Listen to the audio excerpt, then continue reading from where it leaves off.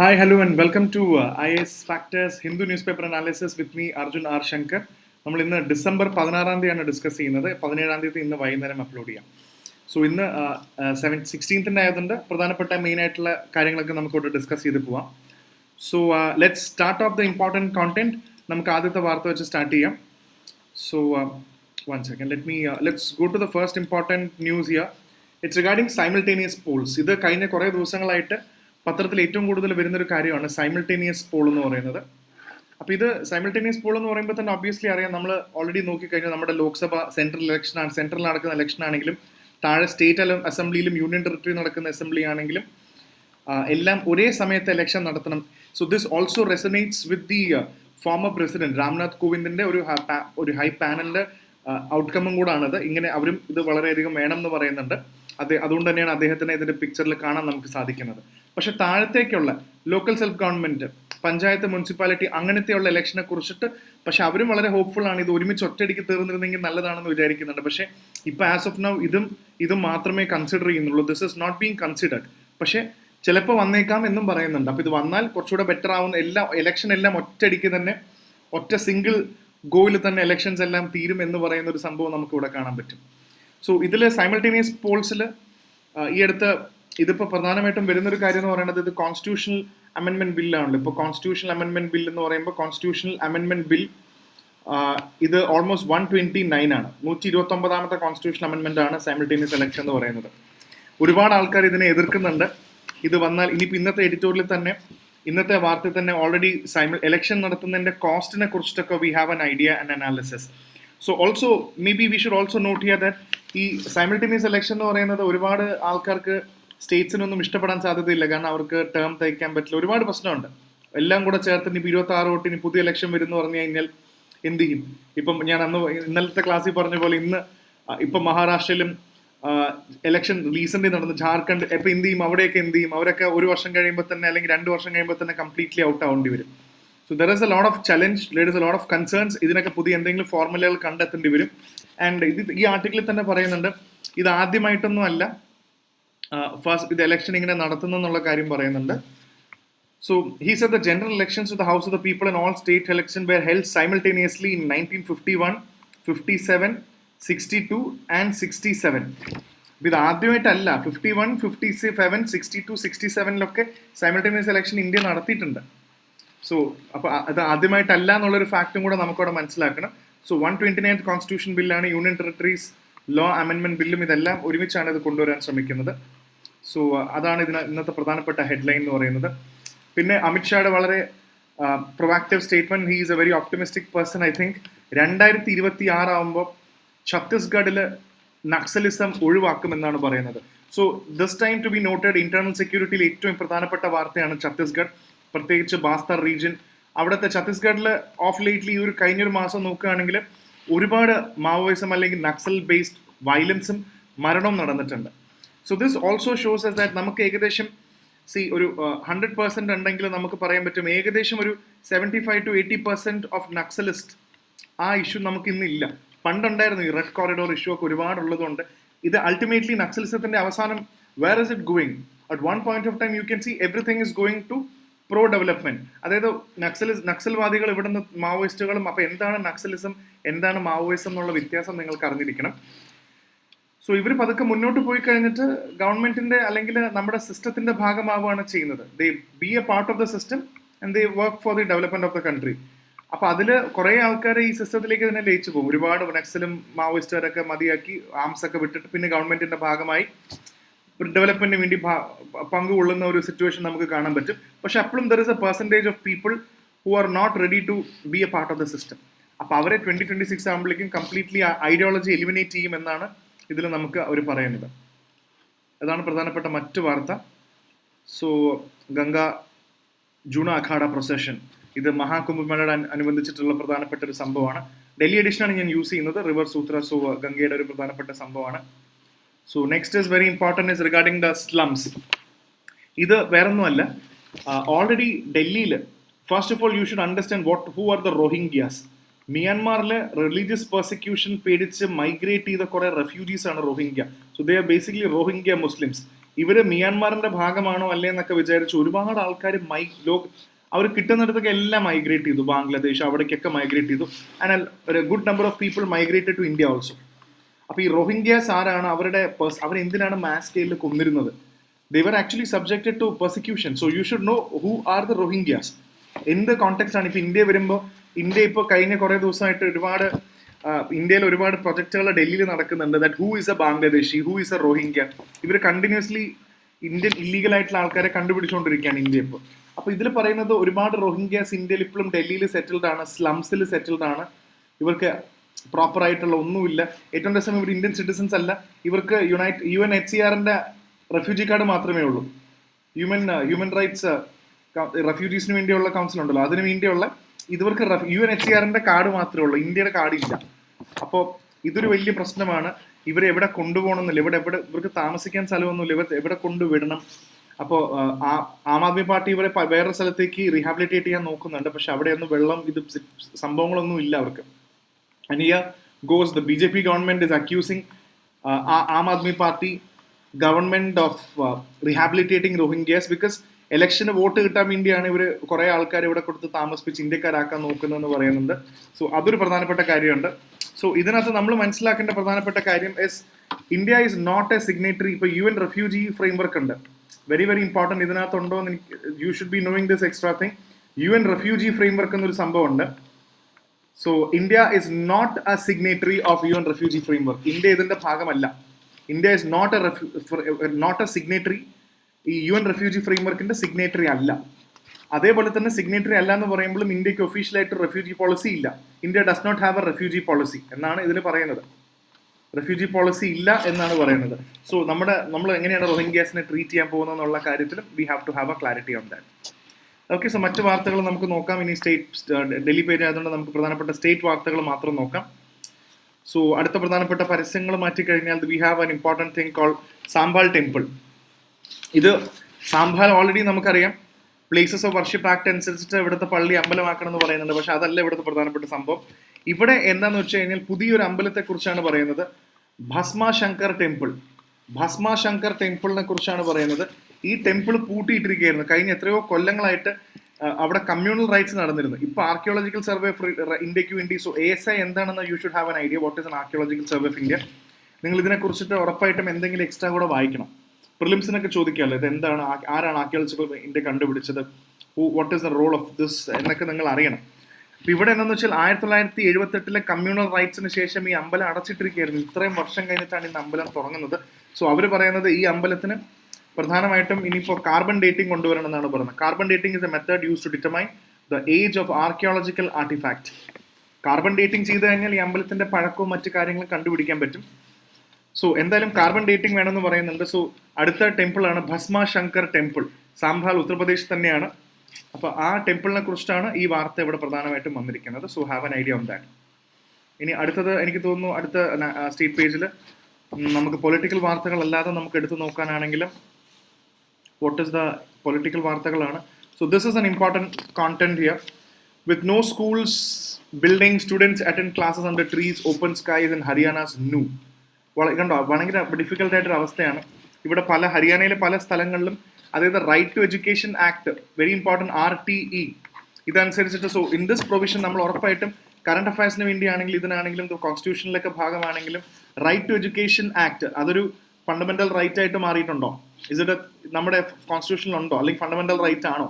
Right to education വളരെ important ആണ്. ഇതിൽ ഹരിയാനയിലെ അവസ്ഥയാണ് പറയുന്നത്. കണ്ടോ, കുട്ടികൾക്ക് ഇപ്പോഴും പ്രോപ്പർ ആയിട്ടുള്ള സ്കൂൾസും. So when we talk about developed India, please understand, നമ്മൾ ഇപ്പോഴും വിശ്വസിക്കുന്ന പണ്ടത്തെ കാലമാണ്, ഓൾഡ് ടൈം ആണെന്ന് വിശ്വസിക്കുന്ന പല കാര്യങ്ങളും ഇപ്പോഴും സംഭവിക്കുന്നത്. Look at Haryana schools. ആ സ്കൂളിലൊന്നും ഇപ്പോഴും പ്രോപ്പർ ആയിട്ടുള്ള ടീച്ചേഴ്സ് ഇല്ല, അല്ലെങ്കിൽ റൂമുകളില്ല, ടോയ്ലറ്റ്സ് പോയിട്ട് പല സ്കൂളും രജിസ്റ്റേർഡ് ആണ്. And you will not believe, നമ്മുടെ തന്നെ കുറേ എൻ്റെ പേഴ്സണൽ എക്സ്പീരിയൻസിൽ തന്നെ there are places in Bihar and Patna visit ചെയ്ത സമയത്ത് നമുക്ക് മനസ്സിലാവുന്നത് അവിടുത്തെ പ്രധാനപ്പെട്ട സംഭവങ്ങൾ. പല സ്കൂൾസും, ഇത് അവിടുത്തെ മാത്രമല്ല, ഈ സ്ഥലങ്ങളുടെയൊക്കെ പ്രധാന സംഭവമാണ്, പല സ്കൂൾസും രജിസ്റ്റേർഡ് ആണ്. സ്ഥലമുണ്ട്, വലിയ സ്ഥലമുണ്ട്. ഈ ഗേറ്റ് തുറന്നു കഴിഞ്ഞാൽ, വലിയ ഗേറ്റൊക്കെ ഉണ്ട്, ഗേറ്റൊക്കെ തുറന്നു കഴിഞ്ഞാൽ നിങ്ങൾ ഏകദേശം മറ്റേ സിനിമയൊക്കെ കണ്ടിട്ടുണ്ടെങ്കിൽ ചില സിനിമയിലൊക്കെ മറ്റേ I think there is A movie what was the name of the movie, ഒരു മലയാള സിനിമയിൽ അതിനെ കുറിച്ചിട്ട് ജയറാമിന്റെ ഒരു ഫാം കാണിക്കുന്നുണ്ടല്ലോ, സമറിൻ ബത്ലഹേം. അതിലൊരു വലിയ ഫാം കാണിക്കുമല്ലോ, പുറത്ത് വലിയ ഗേറ്റ് ഒക്കെ ഉണ്ട്, പക്ഷെ അകത്ത് വലിയ ഫാമാന്ന് വിചാരിക്കും, തുറന്നു കഴിയുമ്പോൾ വെറും കാലി ബാരൻ ലാൻഡാണ്. അതേപോലെ എക്സിസ്റ്റ് ചെയ്യുന്ന എത്ര സ്കൂൾസ് ഉണ്ടെന്ന് അറിയൂ. ദേ still exist on government records. And ഏറ്റവും രസം അവിടുത്തെ ആൾക്കാർക്കൊക്കെ ശമ്പളവും കിട്ടുന്നുണ്ട് ഗവൺമെന്റിന് എത്ര വർഷമായിട്ട്, പക്ഷെ ഇതാരും ഒന്നും പറയുന്നില്ല. അപ്പൊ ഇത് ഇങ്ങനത്തെ ഒരു സിറ്റുവേഷൻ നമ്മുടെ സ്കൂളിംഗ് സിസ്റ്റത്തിന് വേണ്ടി പറയുന്നുണ്ട്. സോ ഇതിനകത്ത് നമ്മൾ ആർ ടിയുടെ അനുസരിച്ചിട്ട് സ്കൂളുകൾ ആൾക്കാർ ഇന്നും 5-6 കിലോമീറ്റർ നടന്നാണ് സ്കൂളിൽ പോകുന്നതെന്ന് പറയുന്നുണ്ട്. പക്ഷെ ആർ ടി പറയുന്നുണ്ട് 1 കിലോമീറ്റർ റേഡിയസിൽ പ്രധാനപ്പെട്ട ചെറിയ ചെറിയ സ്കൂളുകൾ വേണമെന്ന് ആർ ടി പറയുന്നുണ്ട്, റൈറ്റ് എഡ്യൂക്കേഷൻ പറയുന്നുണ്ട്. ആൻഡ് ഈ കോണ്ടെക്സ്റ്റിൽ നിങ്ങൾ ഒരു എക്സ്ട്രാ ഫാക്റ്റും കൂടെ നമ്മൾ ഇതിനകത്ത് മനസ്സിലാക്കേണ്ടത്, you should know what is the concept of UDIC, UDISE. പരീക്ഷയ്ക്ക് ചോദിക്കാം, what is the concept of UDISE എന്ന് പറഞ്ഞാൽ unified district information system for education. Unified district information system for education. ഇതൊരു ഡേറ്റാബേസ് ആണ്. എത്ര സ്കൂളുകളുണ്ട്, എത്ര സ്റ്റുഡൻസ് ഉണ്ട്, എവിടെയൊക്കെ ഉണ്ടെന്ന് പറയുന്ന സ്കൂളിന്റെ സ്റ്റുഡൻസിനെയും കാര്യങ്ങളെയും കണ്ടുപിടിക്കുന്ന ഒരു ഡേറ്റാബേസ് ആണ്. ഇതും ഗവൺമെന്റ് ഓഫ് ഇന്ത്യയുടെ തന്നെയാണ്. Department of school education, ministry of എഡ്യൂക്കേഷന്റെ ആണ് ഇത് ഉദിസ് എന്ന് പറയുന്നത്. സോ ഓർത്ത് വെക്കുക, unified district information system for education. ഈ ഡേറ്റാബേസ് വെച്ചിട്ടാണ് കുട്ടികളുടെ എല്ലാ ഇൻഫർമേഷനും ഉള്ളത്. അപ്പൊ നമുക്ക് ഈ ആർട്ടിക്കിൾ വായിക്കുമ്പോൾ you should have an idea about UDISE എന്നുള്ള കാര്യം കൂടെ നിങ്ങൾക്ക് മനസ്സിലുണ്ടാവണം. Okay, so that is another important one. And moving to will establish Telugu varsity after Potti Sriramulu. സോ ഈ പോറ്റി ശ്രീരാമലു എന്ന് പറയുന്ന വളരെ ഇമ്പോർട്ടൻ്റ് ആയിട്ട് ഒരുപാട് യൂണിവേഴ്സിറ്റിക്ക് ഇദ്ദേഹത്തിന്റെ പേര് കൊടുക്കുന്നുണ്ട്. പോറ്റി ശ്രീരാമലു ഇദ്ദേഹത്തിന്റെ കോൺട്രിബ്യൂഷൻ ആണ് ഇതിൽ കൂടുതലും പറയുന്നത്. He is very renowned person. Potti Sriramulu എന്ന് പറയുമ്പോൾ തന്നെ നമുക്ക് ഏറ്റവും ഇമ്പോർട്ടൻ്റ് ആയിട്ടുള്ള 1953 ഇദ്ദേഹത്തിന്റെ കോൺട്രിബ്യൂഷൻ ഭയങ്കര ഇമ്പോർട്ടൻ്റ് ആണ്. കാരണം പണ്ട് നമുക്കറിയാമല്ലോ, സ്റ്റേറ്റ് റിഫോർമേഷനും അല്ലെങ്കിൽ state reorganisation on linguistic basis, ഭാഷയുടെ നമുക്ക് ഇന്ന് കർണാടക, ആന്ധ്ര, തെലുങ്കാന, കേരള എന്നൊക്കെ പറയുമ്പോൾ എന്താണ്? കേരള, മലയാളം, തമിഴ്നാട്, തമിഴ്, തെലുങ്കാന, ആന്ധ്ര, തെലുങ്കാന കൂട്ടണ്ട, ആന്ധ്രാപ്രദേശ് ആയിരുന്നു പണ്ട്, ആന്ധ്ര, തെലുഗു, കർണാടക, കന്നഡ, ഗുജറാത്തി, മഹാരാഷ്ട്ര, മറാഠി എന്നൊക്കെ പറഞ്ഞ ലാംഗ്വേജിന്റെ അടിസ്ഥാനത്തിന് സ്റ്റേറ്റ് വേണം എന്ന് തീരുമാനിച്ചത് വളരെ ഇമ്പോർട്ടൻ്റ് ആണ്. അത് സ്റ്റേറ്റ് റീഓർഗനൈസേഷൻ പിന്നീടാണ് വന്നത്. നമുക്ക് പണ്ടെല്ലാം മദ്രാസ് പ്രസിഡൻസി ആയിരുന്നു. നമ്മളാണെങ്കിലും കർണാടക, ഇതെല്ലാം ആന്ധ്ര, തമിഴ്നാട് എല്ലാം മദ്രാസ് പ്രസിഡൻസി ആയിരുന്നു ബ്രിട്ടീഷുകാരെ സംബന്ധിച്ചോളം. അപ്പോൾ ഈ 1953 തന്നെ ഈ പോറ്റി ശ്രീരാമലു ഇദ്ദേഹം ഭയങ്കര വലിയ, ആ കാലത്തെ ഏറ്റവും വലിയൊരു ടവറിംഗ് ഫിഗർ ആയിരുന്നു. ഇദ്ദേഹമാണ് 56 ദിവസമാണ് ഇദ്ദേഹം ഹങ്കർ സ്ട്രൈക്ക് പോയത്. സെപ്പറേറ്റ് സ്റ്റേറ്റ് വേണം, അല്ലെങ്കിൽ തെലുങ്ക് സംസാരിക്കുന്ന ആൾക്കാരെ തിരിച്ചിട്ട് വേറൊരു സ്റ്റേറ്റ് ആക്കി മാറ്റണമെന്ന് പറഞ്ഞ് 56 ദിവസം ഫാസ്റ്റ് ചെയ്തു, ഹങ്കർ ഫാസ്റ്റ് ചെയ്തു. He died. So that was A huge backlash. ഇന്ത്യയിൽ അന്നത്തെ ഏറ്റവും വലിയ ട്രെൻഡിങ് വാർത്തയായിരുന്നു. സോ അതുകൊണ്ട് തന്നെ നെഹ്റു ഇമ്മീഡിയറ്റ്ലി വേറൊന്നും ചെയ്തില്ല. 1953 ആയപ്പോൾ തന്നെ ആന്ധ്രാപ്രദേശിനെ വേറെ സ്റ്റേറ്റ് ആയിട്ട് പ്രഖ്യാപിച്ചു കഴിഞ്ഞു. സോ അതിൽ ഏറ്റവും കൂടുതൽ പങ്കുവഹിച്ച, സോ ഹിസ്റ്ററിയിൽ നമുക്ക് പോറ്റി ശ്രീരാമലുയുടെ കോൺട്രിബ്യൂഷൻ ഡെഫിനറ്റ് ആയിട്ട് നമ്മൾ അറിഞ്ഞിരിക്കണം. അതാണ് ഇതിനകത്ത് യൂണിവേഴ്സിറ്റിയുടെ പേരിടുമ്പോൾ നമ്മൾ അതാണ് മനസ്സിലാക്കുന്നത്. അദ്ദേഹത്തിന്റെ 125ാമത്തെ ബർത്ത് ആനിവേഴ്സറി ആണ്. സോ ഇതിനകത്ത് കണ്ടപ്പോൾ സാക്രിഫൈസ് ഫോർമേഷൻ ഓഫ് ആന്ധ്രാപ്രദേശ് സ്റ്റേറ്റിന് കാരണം ഇദ്ദേഹമാണ്. So he has been named as his Atmarpana Day, the day where his last 58th day of his fast. 58ാമത്തെ ദിവസം കഴിഞ്ഞപ്പോഴാണ് അദ്ദേഹം മരിക്കുന്നത്. സോ 1953 ഇത് സംഭവിക്കുന്നത്. സോ അതും ഓൾറെഡി മദ്രാസ് പ്രസിഡൻസിന്ന് ഈ ആദ്യമായിട്ട് ഇങ്ങനെ സെപ്പറേറ്റ് തെലുങ്ക് സ്റ്റേറ്റ് വേണമെന്ന് പറഞ്ഞത് 1903 അന്ന് തൊട്ടേ ഇങ്ങനെ ഒരു 1903 തൊട്ടേ ഇങ്ങനെ ഒരു സെപ്പറേറ്റ് സ്റ്റേറ്റ് വേണമെന്നുള്ളൊരു വാദം ഭയങ്കര സ്ട്രോങ് ആയിട്ട് ഇവിടെ ഉണ്ട്. So that is something to be noted here. അപ്പോൾ സ്റ്റേറ്റ് റീഓർഗനൈസേഷന്റെ കാര്യങ്ങളും ഇതിൽ ഈ ഒരു കോണ്ടെക്സ്റ്റിൽ നമുക്ക് പഠിക്കാം. ഓർത്ത് വയ്ക്കുക, പോറ്റി ശ്രീരാമലു വലിയൊരു ടവറിംഗ് ഫിഗറാണ് ആന്ധ്രയുടെ. And centre rubbing salt in to Kerala's wounds. ഇത് വേറൊന്നുമല്ല, ഡൽഹിയിൽ ഇവരെല്ലാം ചോദിക്കുന്നത് ഇപ്പോൾ വേറൊന്നുമല്ല, ഇത് വേറെ സിമ്പിൾ ആയിട്ടൊരു കാര്യമാണ്. ഇപ്പോൾ സെൻട്രൽ ഗവൺമെന്റും സ്റ്റേറ്റ് ഗവൺമെന്റും തമ്മിലുള്ള ഒരു ചെറിയ ഫൈറ്റിനെ കുറിച്ചിട്ടാണ്. വേറൊന്നുമല്ല, കേരള ഗവൺമെന്റിനും കുറേ കാലങ്ങളായിട്ട്, ഇപ്പോൾ ഏകദേശം കഴിഞ്ഞ് 2004 മുതൽ ഏകദേശം 2024 വരെ, ഇന്നലത്തെ വാർത്ത തന്നെയാണ്, സെൻട്രൽ ഗവൺമെന്റ് പല രീതിയിൽ എയർലിഫ്റ്റിംഗ്, ഇപ്പോൾ ഇന്ത്യൻ എയർഫോഴ്സ് ആണെങ്കിലും എല്ലാവരും എയർലിഫ്റ്റിംഗിന് സഹായിച്ചിട്ടുണ്ട്. കേരളത്തിന് ഹെലികോപ്റ്റർ ആണെങ്കിലും ചോപ്പേഴ്സ് ആണെങ്കിലും എയർലിഫ്റ്റ് ചെയ്യാൻ സഹായിച്ചിട്ടുണ്ട്. അപ്പോൾ ഇതിനെല്ലാം കൂടെ ചേർത്തൊരു 136 കോടി രൂപ ബില്ലിട്ടിട്ടുണ്ട് സെൻട്രൽ ഗവൺമെന്റ്. ഞങ്ങൾ സഹായിച്ചിട്ടുണ്ടെങ്കിൽ ഞങ്ങൾ ബില്ലിട്ടിട്ടുണ്ട്. അപ്പോൾ കേരള ഗവൺമെന്റ് ഈ ബില്ല് തിരിച്ചു കൊടുക്കണം, ഈ പൈസ തിരിച്ചു കൊടുക്കണം എന്നാണ് പറയുന്നത്. 100 ചില്ലാനം കോടി രൂപയുണ്ട്. സോ അത് രണ്ട് ആസ്പെക്ട് ഉണ്ട്. കേരള ഗവൺമെന്റ് പറയുന്നത് ഞങ്ങൾ വളരെ മോശം അവസ്ഥയിലാണ്. ഇപ്പോൾ വയനാടിന്റെ പ്രശ്നം കൂടെ കഴിഞ്ഞപ്പോൾ ഞങ്ങളിൽ അത്രയും ഫണ്ടില്ല, 136 കോടി രൂപ എടുത്ത് സെൻട്രൽ ഗവൺമെന്റിന്റെ എയർലിഫ്റ്റിംഗ്, അതും എയർഫോഴ്സിന്റെ പ്ലെയിൻ ഉപയോഗിച്ചിന്റെ കോസ്റ്റ് മാത്രം തന്നു കഴിഞ്ഞാൽ എങ്ങനെ ശരിയാവും. പക്ഷെ തിരിച്ച് വേറെ സംഭവം കൂടെ പറയുന്നുണ്ട്. BJP തിരിച്ച് സപ്പോർട്ട് ചെയ്യുന്നത് കേരളത്തിന്റെ ബഡ്ജറ്റിന് ഏകദേശം 2 ലക്ഷം കോടി രൂപ ബഡ്ജറ്റ് ഉള്ളതാണ് കേരള ഗവൺമെന്റിന്. അപ്പൊ അതിനകത്തുനിന്ന് വെറും 136 കോടി രൂപ കൊടുക്കണം. പിന്നെ ഇത് അത്ര അത്ഭുതപ്പെടേണ്ട സംഭവമൊന്നുമില്ല. എല്ലാ സ്റ്റേറ്റ്സും ഇതേപോലത്തെ പൈസ ഇവർ യൂണിയൻ ഗവൺമെന്റ് പൈസ ഇടാറുണ്ട്. പല സ്റ്റേറ്റ്സും ഈ പൈസ അടയ്ക്കാറുമുണ്ട്. സോ രണ്ട് വിഭാഗം ആൾക്കാർ ഇതിനെ ക്വസ്റ്റ്യൻ ചെയ്യുന്നുണ്ട്. So definitely this is A larger question. ഇങ്ങനത്തെ ബില്ല് കിട്ടാൽ നമ്മൾ കൊടുക്കേണ്ട ആവശ്യമുണ്ടോ എന്നുള്ളത് അടുത്തൊരു പ്രധാനപ്പെട്ട കാര്യം. And next is 3-day event in Delhi to celebrate poet Mirza Ghalib. So one of my personal favorite. ഇദ്ദേഹത്തിന്റെ ഷായറി അല്ലെങ്കിൽ ഗസൽസ് ഇസ് ആബ്സല്യൂട്ട്ലി ബ്രില്യൻ. ഭയങ്കര ഗാലിബിന്റെ ഗസൽസ് ഷായറി എന്ന് പറയുന്നത് ഭയങ്കര രസമുള്ളതാണ്. ഇദ്ദേഹത്തിനെ കുറിച്ച് നമ്മൾ ഏകദേശം ഒരു ഹിസ്റ്ററിയിലൊക്കെ വളരെ ഇമ്പോർട്ടൻ്റ് ആണ് മിർസ ഗാലിബ് എന്ന് പറയുമ്പോൾ. സോ അദ്ദേഹം 1797 ആഗ്രയിൽ ഉണ്ടായിരുന്നതാണ്. അദ്ദേഹം വളരെ ഇമ്പോർട്ടൻ്റ് ആയിട്ട് ഈ ഗസലും ഷായറിയും ഒക്കെ എഴുതി തുടങ്ങിയപ്പോൾ ഭയങ്കര രസമുള്ളതാണ്. അദ്ദേഹത്തിൻ്റെ അത് കേൾക്കാൻ ഭയങ്കര ഇഷ്ടമുള്ളതാണ്. ഈ റൈറ്റിംഗ്, ഉറുദു റൈറ്റിംഗ് ഒക്കെ ഇല്ലേ, മെഹഫിലി ഗസൽ, ഗാലിബ്സ് ഹവേലി. ഈ ഗാലിബ്സ് ഹവേലി ഭയങ്കര രസമുള്ള സ്ഥലമാണ്. If you happen to be in Delhi, definitely you should visit Ghalib's haveli. ഡൽഹിയിൽ നമ്മൾ പോയി കുത്തബ്മിനാറും ഇങ്ങനെ ലോട്ടസ് ടെമ്പിളൊക്കെ പോയി കാണുന്ന, അക്ഷർധാമൊക്കെ കാണുന്നതിനും it's very good. If you happen to be in Delhi, you should definitely make sure. Purana Dilli, old Dilli, Sultanpuri, Jahangirpuri, ഇവിടെ കുറേ സ്ഥലങ്ങളുണ്ട്. ഭയങ്കര രസമാണ്. If you are a history passionate, you should definitely visit old Delhi.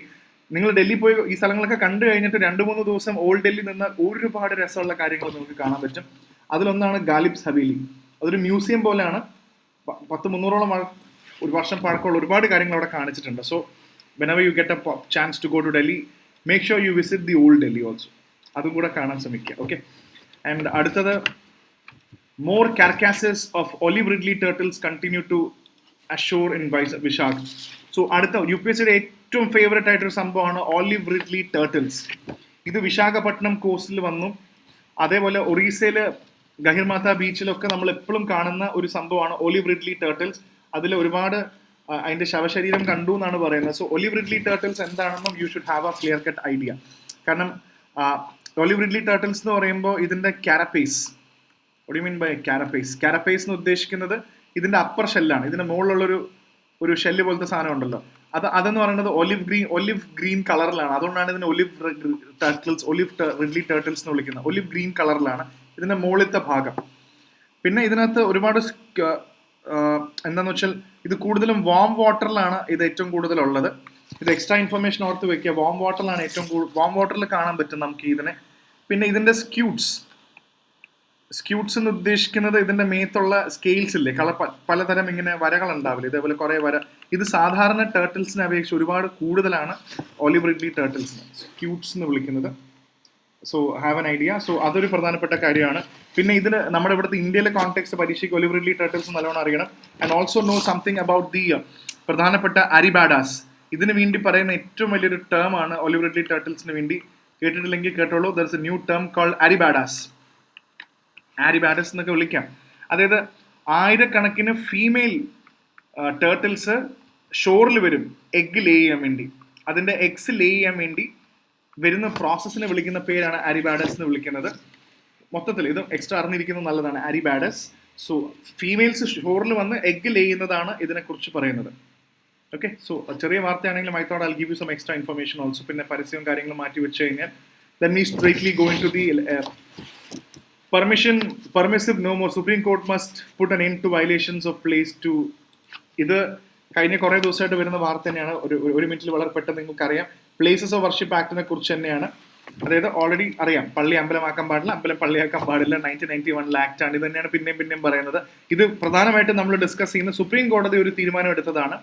Supreme കോടതി എടുത്തൊരു തീരുമാനം എന്ന് പറഞ്ഞാൽ ലോവർ കോർട്ട്സ് ഉണ്ട്. ഈ സ്ഥലങ്ങളിലെല്ലാം ലോവർ കോടതികളുണ്ട്, കീഴ്ക്കോടതികളുണ്ട്. ഇവരെല്ലാം അപ്പീൽ കേൾക്കുന്നുണ്ട്. ഇവിടെ നിന്ന് ഏതെങ്കിലും ഒരു ഹിന്ദു ഓർഗനൈസേഷൻ, ഇവിടെ ഒരു മുസ്ലിം ഓർഗനൈസേഷൻ, ഇവരെല്ലാം ഇവിടുത്തെ കോടതിയിലേക്കൊക്കെ പ്ലീ കൊടുക്കും, അല്ലെങ്കിൽ സൂട്ട് ഫയൽ ചെയ്യും. ഇത് അമ്പലമായിരുന്നു, അതുകൊണ്ട് ഇത് പള്ളിയല്ല, ഇത് അമ്പലമായിരുന്നു 500 വർഷം മുന്നേ. അപ്പൊ ഇത് എക്സ്കവേറ്റ് ചെയ്യാനുള്ള റൈറ്റ് തരണം, ഇത് മൊത്തം കുഴിക്കാനുള്ള റൈറ്റ് വരുമ്പോൾ ഈ കോടതികൾ എന്ത് ചെയ്തു എന്ന് വെച്ചാൽ, ഈ കോടതികളെല്ലാം ഇന്ററിം ഓർഡർ പാസ് ചെയ്തു. പല കോടതികളും ഓർഡർ പാസ് ചെയ്ത് അവിടെ കുഴിക്കാൻ. അപ്പൊ ഈ പള്ളികളൊക്കെ കുഴിച്ചിട്ട് അങ്ങനെ കുറെ കാര്യങ്ങൾ ചെയ്തു കഴിഞ്ഞു. അപ്പൊ ഇങ്ങനെ കുഴിക്കും എന്താന്ന് വെച്ചാൽ അതും പൊളിക്കേണ്ടി വരും. അപ്പൊ ഈ സുപ്രീം കോടതി ഇപ്പൊ പറഞ്ഞിരിക്കുകയാണ് ഇത് പ്ലേസസ് ഓഫ് വർഷിപ്പ് ആക്ടിന്റെ പ്രധാനപ്പെട്ട കാര്യങ്ങൾ സുപ്രീം കോടതി ഇപ്പൊ ഹാൻഡിൽ ചെയ്യുന്നുണ്ട്. ലോവർ കോടതികൾ ഇനി വെർഡിക്റ്റ് പാസ് ആക്കേണ്ട ആവശ്യമില്ല, സുപ്രീം കോടതി നോക്കിക്കൊള്ളുന്നില്ല. Do not pass interim orders or give permission to go for excavations, കൊടുക്കണ്ട എന്നാണ് പറഞ്ഞിരിക്കുന്നത്. കാരണം ഇതിൽ എടുത്തു പറയുന്നത് ഓഗസ്റ്റ് 15, 1947 ഓൾറെഡി അന്ന് ഇത് അമ്പലമാണെങ്കിൽ ഇത് ഇന്നും അമ്പലമായിരിക്കണം, വേറെ പ്ലീ കേൾക്കേണ്ട ആവശ്യമില്ല. പള്ളിയാണെങ്കിൽ പള്ളിയാണ്. അപ്പൊ ഇത് മാറ്റണ്ട എന്നാണ് പറയുന്നത്. എന്തായിരിക്കും ഇതിന്റെ അവസ്ഥ എന്നുള്ളത് നമുക്ക് കണ്ടറിയണം. സോ എന്നും ഇതിനെക്കുറിച്ച് വാർത്തകളുണ്ട്. സോ അടുത്തത് വാർഡിംഗ് ഓഫ് ഫയർസ്. ഈ അടുത്ത് ഡിണ്ടിഗൽ ഹോസ്പിറ്റലിൽ ഒരു വലിയ തീപിടുത്തം ഉണ്ടായി, ഷോർട്ട് സർക്യൂട്ട് കാരണം കുറെ ആൾക്കാർ മരിച്ചു. So this is bringing larger issue of safety in hospitals. Safety norms in hospitals ആണ് കൂടുതലും ഇവിടെ ചർച്ച ചെയ്യുന്നത്. ശരിക്കും നമ്മുടെ ഇപ്പൊ കഴിഞ്ഞ ജാൻസിയിലെ ഒരു നിയോനേറ്റൽ യൂണിറ്റ് കുറെ കുട്ടികൾ മരിച്ചു. ഇതിൽ ഷോർട്ട് സർക്യൂട്ട് വന്ന് ലിഫ്റ്റിൽ പോയിരുന്ന ആൾക്കാർക്ക് ബുദ്ധിമുട്ടായി, ലിഫ്റ്റ് മൊത്തം സ്റ്റക്കായി, ലിഫ്റ്റിൽ പുക വന്നു, ഒരുപാട് ആൾക്കാർ മരിച്ചുപോയി. സോ ജസ്റ്റ് ഇമാജിൻ, ഹോസ്പിറ്റൽസ് ഒക്കെ ഇത്രയും സേഫ് ആണോ? ഫയറിന്റെ കാര്യത്തിൽ കുറച്ചും കൂടെ ശ്രദ്ധിക്കണം എന്നാണ് ഇന്ത്യ മൊത്തം അലേർട്ട് പോകുന്നത്. ഒരു ഹോസ്പിറ്റൽസിൽ ഫയർ സെക്യൂരിറ്റി കുറച്ചും കൂടെ സീരിയസ് ആയിട്ട് എടുക്കണം എന്നാണ് ഇതിൽ പറയുന്ന കാര്യം. അതാണ് ഇതിനകത്ത് മറ്റൊരു കാര്യം. പിന്നെ അടുത്ത പ്രധാനപ്പെട്ട കാര്യം എന്ന് പറയുന്നത്, it's an interesting concept. What is the concept of one nation one election നമ്മൾ പറഞ്ഞിട്ടുണ്ട്. സോ ഇതിൽ അടുത്ത രസകരമായിട്ടൊരു കാര്യമാണ് പറയുന്നത്, വൺ കാൻഡിഡേറ്റ് മൾട്ടിപ്പിൾ കോൺസ്റ്റിറ്റ്യുവൻസീസ്. അതാണ് വൺ കാൻഡിഡേറ്റ് മൾട്ടിപ്പിൾ കോൺസ്റ്റിറ്റ്യു OCMC. ഇതൊരു ഇൻട്രസ്റ്റിംഗ് ഒരു ഡിസ്കഷനാണ് പുള്ളി പറയുന്നത്. സോ OCMC എന്താണ്? One candidate multiple constituency. ഇപ്പൊ തന്നെ ഒരാൾ ഞാൻ എക്സ് എന്നൊരു കോൺസ്റ്റിറ്റ്യുവൻസിന്ന് മത്സരിക്കുകയാണ്. പണ്ട് you should also understand that നമുക്ക് ഇന്ത്യയിലെ കോൺസ്റ്റിറ്റ്യൂഷൻ ഡെഫിനറ്റ്ലി നമുക്ക് പവർ കൊടുക്കുന്നത് ഡെഫിനറ്റ്ലി ഇറ്റ്സ് ദ പാർലമെന്റ്. നമ്മുടെ പാർലമെന്റിന്റെ കയ്യിലാണ് എലക്ഷൻസ് റെഗുലേറ്റ് ചെയ്യാനുള്ള റൈറ്റ്. അങ്ങനെ തന്നെയാണ്, പാർലമെന്റിനാണ് എലക്ഷൻ റെഗുലേറ്റ് ചെയ്യാൻ പറ്റുന്നത്. സോ ഇതിൽ പ്രധാനപ്പെട്ട ഒരു ആക്ട് എന്ന് പറയുന്നത് representation of people's act. Representation of people's act 1951, RPA act 1951 വളരെ ഇമ്പോർട്ടൻ്റ് ആണ്. What is representation of people's act? ഇലക്ഷനെ കുറിച്ചിട്ട് ഒരുപാട് കൺട്രോൾ ഉള്ള ഒരു നിയമമാണ് RPA, റെപ്രസെന്റേഷൻ പീപ്പിൾ ആക്ട്. അപ്പൊ ഇതനുസരിച്ചിട്ട് പണ്ട് ഞാൻ എക്സ് എന്ന് മത്സരിക്കുന്ന ഒരു സ്ഥാനാർത്ഥിയാണ്, എനിക്ക് എത്ര കോൺസ്റ്റിറ്റ്യുവൻസിന്ന് വേണോ മത്സരിക്കാം, 10 12 മത്സരിക്കാം. പക്ഷെ പിന്നീട് 1996 വളരെ ഇമ്പോർട്ടൻ്റ് ആണ്, 1996 ഈ ആക്ട് അമെൻഡ് ചെയ്തത്. അതായത് ഇത് അങ്ങനെ എനിക്ക് തോന്നിയ പോലെ 10-20 സ്ഥലത്തുനിന്ന് മത്സരിക്കാൻ പറ്റില്ല, എനിക്ക് 2 സ്ഥലത്തുനിന്നേ മത്സരിക്കാൻ പറ്റില്ല മാക്സിമം. എക്സ് എന്നുണ്ടെങ്കിൽ വൈ 2 സ്ഥലത്ത് മത്സരിക്കാം. 2 സ്ഥലത്ത് നമുക്ക് കോൺസ്റ്റിറ്റ്യുവൻസിയിൽ നമുക്ക് മത്സരിക്കാൻ പറ്റും. അപ്പോൾ ഈ OCMC പറയുന്നത് വൺ കാൻഡിഡേറ്റ് മൾട്ടിപ്പിൾ കോൺസ്റ്റിറ്റ്യുവൻസി എന്ന് പറയുന്നത് തെറ്റാണെന്നാണ് ഇപ്പോൾ പല ലോകരാജ്യങ്ങളും, എലക്ഷന്റെ ഫണ്ട് വേസ്റ്റ് ആണെന്നാണ് പറയുന്നത്. And let me also give you some statistics. 2014 election സമയത്ത് ഇതിനകത്ത് പറയുന്നുണ്ട് ഏകദേശം 3800, ഇൻഫ്ലേഷനൊക്കെ കാൽക്കുലേറ്റ് ചെയ്താലും 3870 കോടി രൂപയാണ് 2014 ഇലക്ഷന് വേണ്ടി ചെലവാക്കിയത്. 2024 ഇലക്ഷനിൽ ഏകദേശം 6000 കോടി രൂപ ചെലവാക്കിയിട്ടുണ്ട്. 6800 കോടി, ഏകദേശം ഓൾമോസ്റ്റ് 6,930 ക്രോസ്, ഏകദേശം 7000 കോടി രൂപ ചെലവാക്കിയിട്ടുണ്ട്. അതായത് ഒരു സീറ്റ് എന്ന് പറയുമ്പോൾ ഏകദേശം 12.76, 13 കോടി രൂപയാണ്. 12.76 ക്രോറോളം ഒരു സെന്ററിൽ നടത്തുന്നുണ്ട് ഒരു സീറ്റിൽ. ഇപ്പോൾ ജസ്റ്റ് ഒന്ന് ആലോചിച്ച് നോക്കും, 10 പേര് സെലക്ട് ചെയ്തു, ഈ 10 പേര് സീറ്റ് വെക്കേറ്റ് ചെയ്യാണ്. സെലക്ട് ചെയ്തു, പക്ഷേ ഇവർ സീറ്റ് വേണ്ടാന്ന് വെക്കുകയാണ്. 10 പേര് സീറ്റ് വെക്കേറ്റ് ചെയ്ത് ഇവർക്ക് വേണ്ടി ബൈ ഇലക്ഷൻ നടത്തി വരുമ്പോൾ തന്നെ ജസ്റ്റ് ഇമാജിൻ 130 കോടി രൂപയാണ് ഇതിനു വേണ്ടി ചെലവാകുന്നത്. That's a very important thing. Keralam തന്നെ കണ്ടില്ലേ, ഇപ്പോൾ വയനാട് ആണെങ്കിലും പാലക്കാട് ആണെങ്കിലും ചേലക്കര ആണെങ്കിലും നമുക്ക് ബൈ ഇലക്ഷൻ വരുന്നുണ്ട്. അപ്പോൾ ഒരാൾ ഓൾറെഡി ഇവിടെ സെലക്ട് ആവും. ഒരുതരം ലോക്കിംഗ് സിസ്റ്റം ആണ്. ഞാൻ ഇവിടെ സെലക്ട് ആയി, ഇനി വേറെ സ്ഥലത്തും കൂടെ സെലക്ട് ആയി, ഇനി എനിക്ക് ഇവിടെ സെലക്ട് ചെയ്ത് കഴിഞ്ഞിട്ട് ഞാൻ പറയുകയാണ് ഞാൻ ബൈ രാജിവെക്കുകയാണ്, ഞാനിവിടെ എനിക്കിത് താല്പര്യമില്ല, ഞാനിത് വേറെ ആൾക്ക് കൊടുക്കാൻ പോവാണ്. ഇങ്ങനെ രാജിവെച്ച് ഇങ്ങനെ ബൈ ഇലക്ഷൻ നടത്തി പോകുമ്പോൾ എത്ര കോടി രൂപയുടെ നഷ്ടമാണ് ഇന്ത്യയിൽ വരുന്നില്ല. ശരിക്കും പറയുന്നത് വൺ കാൻഡിഡേറ്റ് മൾട്ടിപ്പിൾ കോൺസ്റ്റിറ്റ്യുവൻസി എന്ന് പറയുന്ന സംഭവം ഇനി ശരിക്കും പണ്ട് അൺലിമിറ്റഡ് ആയി, ഇന്ന് 2 ആയി. ശരിക്കും ഇതിൽ പറയുന്നുണ്ട് UK ഒക്കെ ബാൻ ചെയ്തു, UK, യൂറോപ്യൻ യൂണിയൻ ഒക്കെ പല രാജ്യങ്ങളും ഇത് ബാൻ ചെയ്തു. ഒരു സ്ഥലത്ത് നിന്ന് മത്സരിച്ചാൽ മതി എന്നാണ് പറയുന്നത്. അതല്ലേ കുറച്ചുകൂടെ നല്ലത് എന്നുള്ളതും കൂടെ നിങ്ങൾ മനസ്സിലാക്കുക. പിന്നെ ഇതിനകത്ത് പറയുന്നുണ്ട് ഏകദേശം RP ആക്ട് അനുസരിച്ച് സെക്ഷൻ 33 ക്ലോസ് 7 RP ആക്ട് അനുസരിച്ച് പറയുന്നുണ്ട് ഇത് ബാൻ ചെയ്യണമെന്ന് പറയുന്നുണ്ട്. ഇപ്പൊ 2 മതി എന്ന് പറയുന്നതും ഇതിനകത്ത് ഒരുപാട് ഫിനാൻഷ്യൽ കോസ്റ്റും പറയുന്നുണ്ട്. ഇനി ശരിക്കും പറയുന്നുണ്ട് രാജിവെച്ച് പോകുന്ന ആൾക്കാർ അവിടുത്തെ ഇലക്ഷന് ചിലവായ പൈസയും കൂടെ തിരിച്ചു കൊടുക്കണം എന്നും കൂടി ഇതിനകത്ത് പറയുന്നുണ്ട്.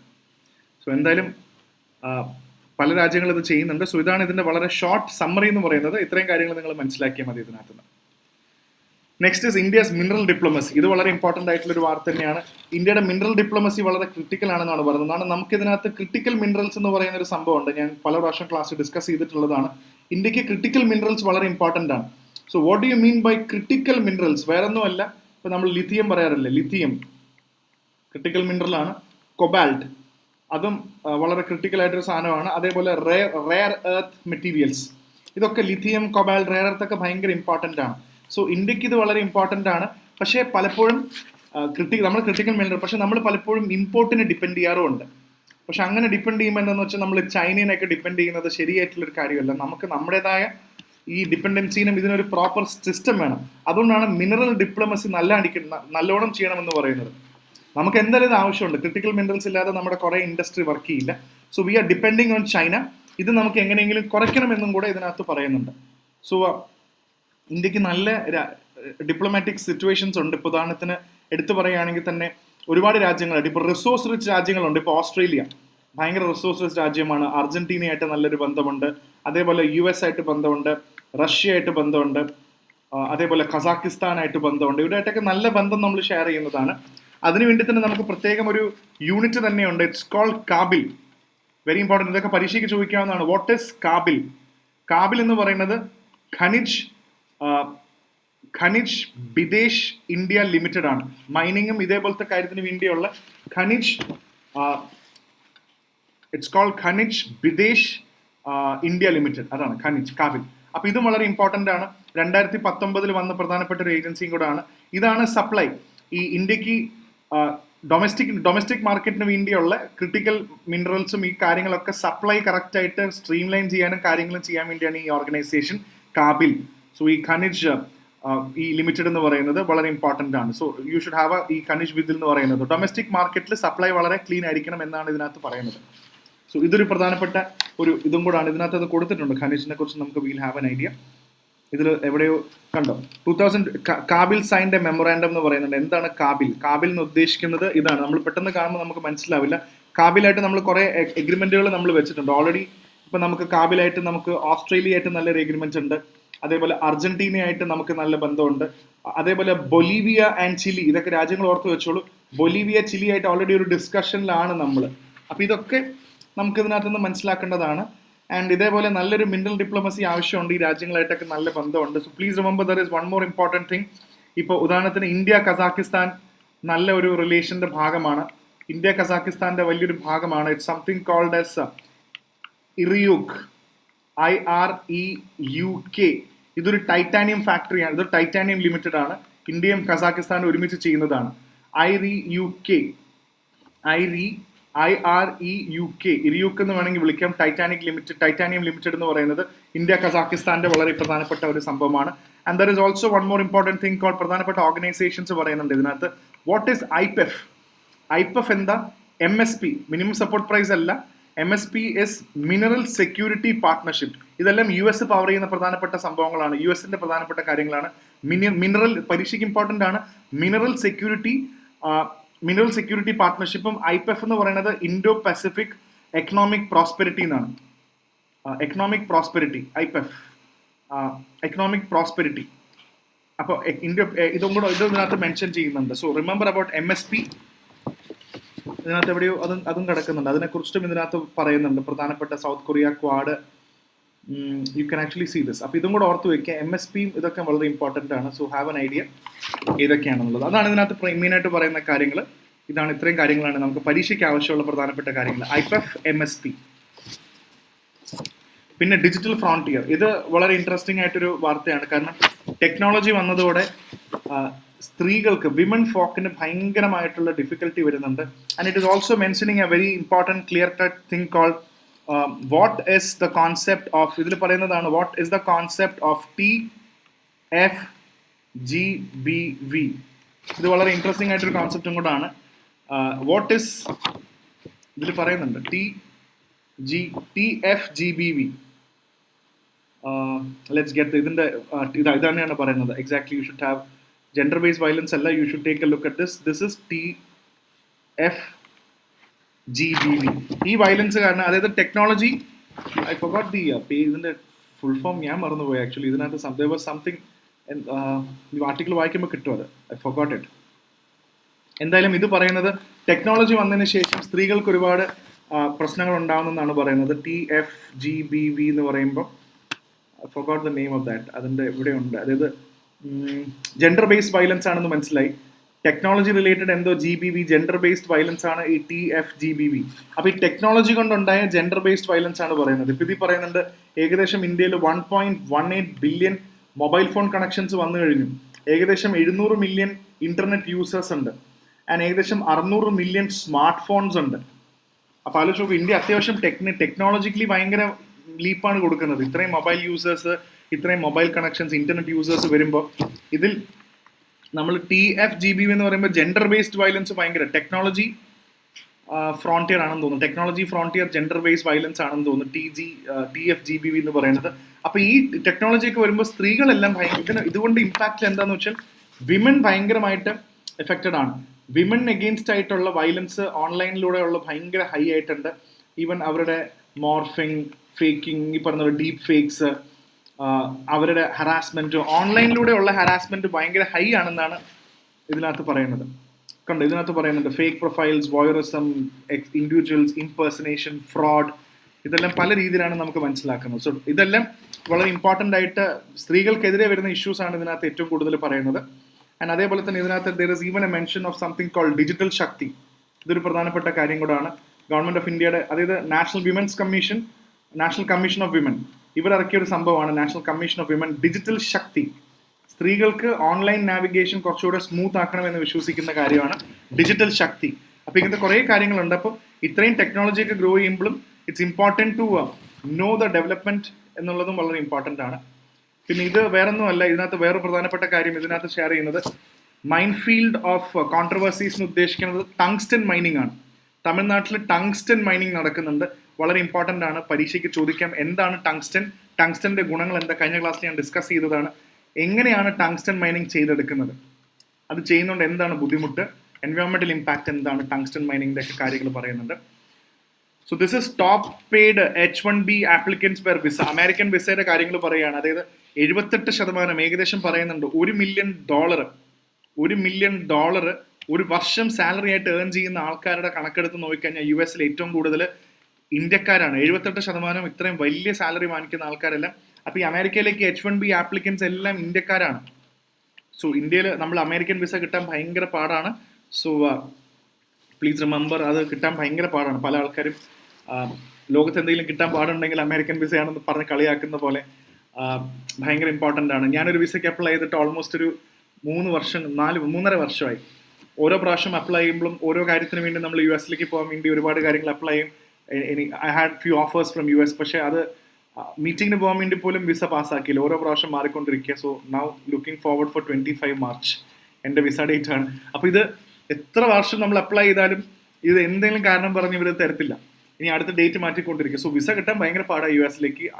ഇതിൽ പറയുന്നുണ്ട് വലിയ കമ്പനീസ്, ഇപ്പോൾ ഭയങ്കര മൈക്രോസോഫ്റ്റ്, മെറ്റ, ഗൂഗിൾ പോലത്തെ കമ്പനികൾ നമ്മളെ കൊണ്ടുപോകുന്നതിനെക്കാട്ടും കൂടുതൽ ശമ്പളം തരുന്നത് US ചെറിയ കമ്പനികളാണെന്നാണ് പറയുന്നത്. They are small companies who give higher pay out for people from India. So അങ്ങനെ ജോലിക്ക് പോകുന്നവർക്ക് ഇറ്റ് ഇസ് ഈസി, ബട്ട് മറ്റു കാര്യങ്ങൾക്ക് വേണ്ടി പോകുന്ന ആൾക്കാർക്ക് ഇറ്റ്സ് ഡിഫിക്കൽട്ട്. സോ ഇന്ത്യയിലേക്ക് ഇനി ട്രംപ് വന്നു കഴിഞ്ഞാൽ വിസ കിട്ടുമോ എന്നുള്ളതും വലിയൊരു ഫാക്ടറാണ്. എല്ലാവരും കൺസേൺഡ് ആയിട്ടുള്ള ഒരു കാര്യം കൂടാണ്. Okay, so that's all. And moving on to the next important content. അടുത്ത നാഷണൽ ന്യൂസിൽ പ്രധാനപ്പെട്ട കാര്യം നമ്മൾ നോക്കേണ്ടത്, Sri Lankan president is actually visiting India. Dissanayake hold fruitful talks with Jaishankar. വേറൊന്നുമല്ല, as usual energy, trade, bilateral relations, help, credit, ഇതൊക്കെ ശ്രീലങ്കനെ ഇന്ത്യ ഒരുപാട് സപ്പോർട്ട് ചെയ്യുന്നുണ്ടെന്ന് അറിയാമല്ലോ. ട്രേഡ് ആണെങ്കിലും, ബയലാറ്ററൽ ട്രേഡ് ആണെങ്കിലും, എനർജി, സെക്യൂരിറ്റി, ക്രെഡിറ്റ് ലൈൻ, കടം കൊടുക്കുന്നുണ്ട്, എന്തൊക്കെയാണ് ശ്രീലങ്കനെ സപ്പോർട്ട് ചെയ്യുന്നത്. പിന്നെ നമുക്ക് പ്രധാനമായിട്ടും മാരിടൈം ഇഷ്യൂ കൂടെ നമ്മൾ ചർച്ച ചെയ്യുന്നുണ്ട്. നമ്മുടെ ഫിഷർമാനെ ശ്രീലങ്കൻ നേവി എപ്പോഴും പിടിച്ചുകൊണ്ട് പോകും. ഫിഷിങ്ങിന് പോകുന്ന ആൾക്കാർ അവരെ പിടിക്കും. അതിനൊരു ക്ലാരിറ്റി ഉണ്ടാക്കണം എന്ന് പറയുന്നുണ്ട്. And it also talks about very important concept called 13th അമെൻമെന്റ്. ശ്രീലങ്കയിലെ 13ാമത്തെ അമെൻമെന്റ് എന്ന് പറയുന്നുണ്ട്. ഏകദേശം 1987 ഇത് പ്രധാനമായിട്ടും. It's actually India accord, India Sri Lanka accord. ഇന്ത്യയും കൂടെ ബന്ധപ്പെട്ടിട്ടാണ്, ഇന്ത്യ ശ്രീലങ്ക അക്കോർഡിന്റെ ഭാഗം കൂടാണ് ഈ 13ാമത്തെ അമെൻമെന്റ് എന്ന് പറയുന്നത്. സോ ഇതെന്താണ്? It is giving more powers to the council, provincial councils. അതായത് അവിടെ താഴേക്കിടയിൽ പവർ പോകണം. സോ പ്രൊവിൻഷ്യൽ പവർ ഡെവല്യൂഷൻ ആണ് ഇത് ഉദ്ദേശിക്കുന്നത്. പ്രൊവിൻഷ്യൽ പവർ ഡെവല്യൂഷൻ എന്ന് ഉദ്ദേശിക്കുമ്പോൾ യു ഷുഡ് അണ്ടർസ്റ്റാൻഡ്, നമ്മൾ പറയത്തില്ലേ, നമ്മൾ ഇന്ന് പഞ്ചായത്തിലും മുനിസിപ്പാലിറ്റി ലെവൽ ആൾക്കാർക്കൊക്കെ പവർ ഉണ്ടെന്ന് പറയുന്ന പോലെ സെൻട്രൽ ഗവൺമെന്റ് സ്റ്റേറ്റ് ഗവൺമെന്റിന്റെ പവർ താഴേക്ക് ഡെവോൾവ് ചെയ്യാന്നുള്ളതാണല്ലോ. അപ്പോൾ അവിടുത്തെ 9ഓളം പ്രൊവിൻഷ്യൽ അവിടെ പ്രൊവിൻഷ്യൽ കൗൺസിലുകൾ ഉണ്ടാക്കണം. Create provincial council, provincial. അപ്പോൾ അവിടുത്തെ പ്രൊവിൻസുകൾക്ക് ഓട്ടോണമി കൊടുക്കുക എന്നുള്ളതാണ് ഈ 13th അമെൻമെന്റ് പറയുന്നത്. ഓൾറെഡി അവിടെ സിംഹളയുണ്ട്, അത് ഒരു പ്രധാനപ്പെട്ട ഭാഷയാണ്. തമിഴ് ആൾക്കാരൊക്കെ വളരെയധികം ഇത് കൊടുക്കണമെന്നാണ് പറയുന്നത്. പിന്നെ ഇംഗ്ലീഷ് എന്ന് പറയുന്നത് ലിങ്കപ്പ് ലാംഗ്വേജ് ആണ്. സോ ആലോചിച്ചു, 13th അമെൻമെന്റ് എന്ന് പറയുമ്പോൾ അവിടുത്തെ പ്രോവിൻസുകൾക്ക് ഓട്ടോണമി അല്ലെങ്കിൽ പവർ കൊടുക്കണം എന്നാണ് വിശ്വസിക്കുന്നത്. India is also supporting 13th അമെൻമെന്റ്. സോ അതും ഓർത്ത് വെക്കുക. എന്താണ് 13th അമെൻമെന്റ് ശ്രീലങ്കൻ കോൺസെപ്റ്റിൽ? ഇവിടെയും കുറ്റപ്പെടുത്തുന്നുണ്ട്. IADMK is actually criticizing center to cancel tungsten mining. അപ്പോൾ ഈ ടങ്സ്റ്റൺ മൈനിങ് എന്താണെന്നുള്ളതും കൂടെ വളരെ ഇമ്പോർട്ടൻ്റ് ആണ്. പിന്നെ ജസ്റ്റിസ് യാദവ്, ശേഖർ കുമാർ യാദവ് സുപ്രീം കോടതി കൊളീജിയത്തിന് മുന്നിൽ ചിലപ്പോൾ ഹാജരാവേണ്ട ആവശ്യമുണ്ടാവും. ഇദ്ദേഹമാണ് അലഹാബാദ് ഹൈക്കോർട്ടിലെ ജഡ്ജാണ്. ഇദ്ദേഹം ആന്റി സ്റ്റേറ്റ്മെന്റ്സ്, കോൺസ്റ്റിറ്റ്യൂഷൻ സ്റ്റേറ്റ്മെന്റ്സ് പറഞ്ഞു. അതായത് ഓർമ്മയുണ്ട്, ഇന്നത്തെ ദിവസം ഇന്ത്യയിൽ ഹിന്ദുക്കൾ പറയുന്ന പോലെ കാര്യങ്ങൾ നടക്കുള്ളൂ. അതേപോലെ തന്നെ കൗവിനെ കൊല്ലാൻ പാടില്ല, cow is the only animal that inhales and exhales oxygen, അങ്ങനത്തെ കുറേ കാര്യങ്ങളൊക്കെ പറഞ്ഞൊരു ജഡ്ജ് ഒരിക്കലും അങ്ങനെ ഒരു മതത്തിന്റെ സ്റ്റാൻഡ് എടുക്കാൻ പാടില്ല എന്നുള്ളൊരു വാർത്തയാണ് അവിടെ ഏറ്റവും കൂടുതൽ വരുന്നത്. Zakir Hussain is admitted, obviously we lost Zakir Hussain. ഇത് ഇന്നലത്തെ ന്യൂസ് പേപ്പർ ആയതുകൊണ്ടാണ്. We lost a fine musician. Zakir Hussain is no more. ഇനി അടുത്ത പ്രധാനപ്പെട്ട കാര്യം എന്ന് പറയുന്നത് it's an international relations between. ഇന്ന് 2 രാജ്യങ്ങളായിട്ട് നമ്മുടെ പ്രധാനപ്പെട്ട വാർത്തയുണ്ട്. So have an idea regarding where is Morocco. Morocco ആയിട്ട് നല്ലൊരു ബന്ധമുണ്ട്. Morocco is called as the gateway to Africa and Europe. It's called as an gateway to Africa and Europe ആണ് Morocco. So മാപ്പിൽ Morocco എവിടെയാണ് locate ചെയ്തിരിക്കുന്നത് എന്നുള്ള കാര്യം കൃത്യമായിട്ട് മനസ്സിലാക്കണം. This is the flag for Morocco. മൊറോക്കോയുടെ flag ആണ് ഈ പച്ച സ്റ്റാർ ഉള്ളത്. സോ ഇവിടെ പ്രധാനപ്പെട്ട നമുക്ക് ഓൾറെഡി മെയിൻ ആയിട്ടുള്ള നമ്മുടെ ഡിസ്കഷൻ പോയിന്റ് മൊറോക്കോ ആയിട്ട് എന്ന് പറയുന്നത് it's basically all with defence തന്നെയാണ് പ്രധാനപ്പെട്ട കാര്യം. നമ്മൾ അവരെ സഹായിക്കുന്നുണ്ട്, ഡിഫൻസിന് വേണ്ടി സഹായിക്കുന്നുണ്ട്. ആൻഡ് ഇതിൽ ടാസ്മിന്റെ റോള് വളരെ ഇമ്പോർട്ടൻ്റ് ആണ്. What is TASM? ടാറ്റയുടെ ഓർഗനൈസേഷൻ ആണ് ടാസ്ം എന്ന് പറയുന്നത്. സോ ടാറ്റയും ഇതിന് വളരെയധികം സപ്പോർട്ട് ചെയ്യുന്നുണ്ട്. സോ ഇതിനകത്ത് പ്രധാനപ്പെട്ട നിങ്ങളൊരു കാര്യം അറിയേണ്ടത്, where is Atlantic free zone? ഇങ്ങനെയൊക്കെ നിങ്ങൾ പത്രത്തിലോ പരീക്ഷയ്ക്കൊക്കെ കണ്ടു കഴിഞ്ഞാൽ Atlantic free zone appeared in the news recent. Atlantic free zone or ATZ, Atlantic AFZ, Atlantic free zone. അപ്പൊ ഈ AFZ എന്ന് പറയുന്നത് എന്താണ്? ഇത് മൊറോക്കോയിലുള്ള ഒരു പ്രധാനപ്പെട്ട ഒരു ഏരിയ തന്നെയാണ് ഇതിന് വേണ്ടിയുള്ളത്. ഫ്രീ സോൺ എന്ന് പറയുന്നത് വലിയൊരു ഹബ്ബാണത്. അറ്റ്ലാന്റിക് ഫ്രീ സോൺ എന്നുള്ളത് മൊറോക്കോയിലുള്ളതാണ്. അപ്പോൾ Atlantic free zone is which country എന്ന് ചോദിച്ചു കഴിഞ്ഞാൽ you should know it is in Morocco. മൊറോക്കോയിലാണ് അറ്റ്ലാന്റിക് ഫ്രീ സോൺ എന്നുള്ള സംഭവം ഉള്ളത്. ഇപ്പൊ ഇന്ത്യക്ക് ഇന്ത്യ അത്യാവശ്യം നന്നായിട്ട് എക്സ്പോർട്ട് ചെയ്യുന്നുണ്ട് മൊറോക്കോയിലേക്ക്. ഇന്ത്യ ഏറ്റവും കൂടുതൽ റിഫൈൻഡ് പെട്രോളിയമാണ് കൊടുക്കുന്നത്.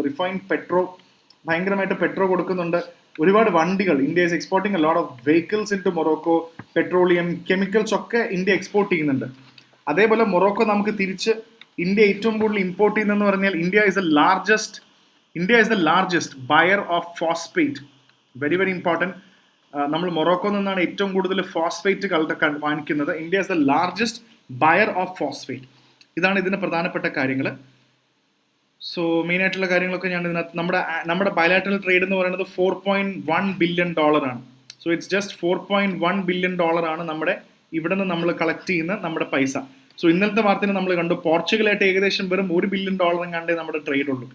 റഷ്യയായിട്ട് നമ്മൾ ഏകദേശം 100 ബില്യൺ ട്രേഡ് ആണ്. ഇത് കാണാതെ പഠിച്ചില്ലെങ്കിലും ഈ വാല്യൂ കുറച്ച് ഐഡിയ വേണം. 100 ബില്യൺ ട്രേഡ് ആണ് നമ്മൾ 2030 റഷ്യയായിട്ട് നമ്മൾ പ്ലാൻ ചെയ്യുന്നത്. ഇത് 4.1 ബില്യൺ, ഇത് പോർച്ചുഗൽ 1 ബില്യൺ. ഇനി എക്സ്ട്രാ പറയുകയാണെങ്കിൽ യൂറോപ്യൻ യൂണിയനായിട്ട് ഓൾറെഡി $131 ബില്യൺ ട്രേഡ് ഉണ്ട്. So it is European union happens to be India's largest trading partner in ഗുഡ്സിലെ ലാർജസ്റ്റ് ട്രേഡിംഗ് പാർട്ണറാണ്. അപ്പോൾ ഇതൊക്കെ നമുക്ക് മനസ്സിലാക്കേണ്ട കാര്യങ്ങൾ ഇതാണ്. ഓക്കെ, ഇതാണ് ഇതിനകത്ത് പ്രധാനപ്പെട്ട കാര്യം. മൊറോക്കോയുടെ ലൊക്കേഷനോട് മനസ്സിലാക്കുക.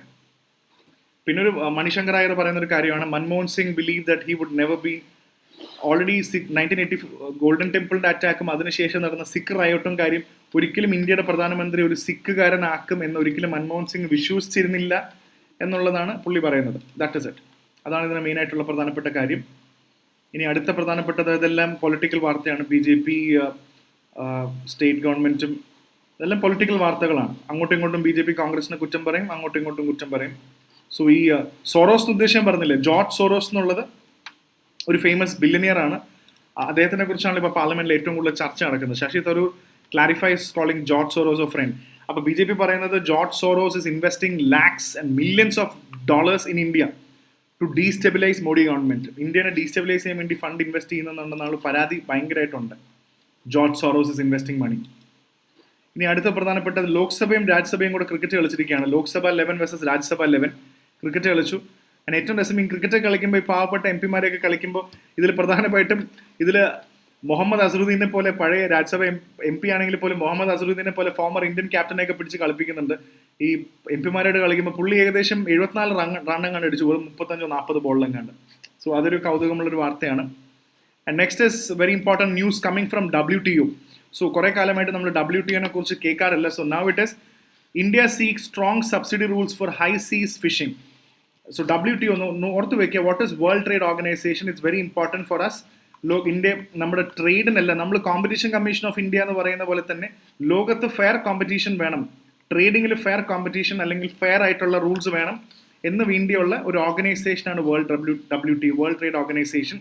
നമ്മൾ ഇതിനകത്ത് India is actually concern regarding the fishing. ഇത് നിങ്ങൾ മൊത്തം വായിക്കുന്നതിനെക്കാട്ടും ഞാൻ വളരെ സിമ്പിൾ ഒരു കഥ പോലെ ഞാനിത് പറഞ്ഞത്. ചെറിയ വാർത്തയാണെങ്കിലും ഇപ്പോൾ ഇതാണ്, ഇതൊരു വലിയൊരു ഓഷനാണ്, വലിയൊരു കടലാണെന്ന് വിചാരിക്കാം. ഇവിടെ നമ്മൾ എല്ലാവരും ഫിഷിങ്ങിന് പോകുന്നുണ്ട്. ഇവിടെ ഒരുപാട് ഫിഷ് ഉണ്ട്, ഒരുപാട് ഫിഷ് പോപ്പുലേഷൻ ഉണ്ട്, നല്ല മെറൈൻ ക്യാച്ച് ഉള്ള സ്ഥലമാണ്. ഇവിടെ 2-3 ആൾക്കാർ, ഇപ്പോൾ A എന്ന് പറയുന്നത് ഒരു ചെറിയ ബോട്ടാണ്, B എന്ന് പറയുന്നത് അത്യാവശ്യം കുറച്ചും കൂടെ വലിയ കുറച്ചുകൂടെ വലിയൊരു ബോട്ടാണ്, C എന്ന് പറയുന്നുണ്ടോ വലിയ ഹ്യൂജ് ഷിപ്പാണ്, Cയും D എന്നൊക്കെ പറയുന്നത് മാസീവ് ഷിപ്പുകളാണ് ഇതിനു വേണ്ടിയുള്ളത്. ഇവരെല്ലാം ഒരേ സ്ഥലത്താണ് നമ്മൾ ഫിഷ് ചെയ്യുന്നത്.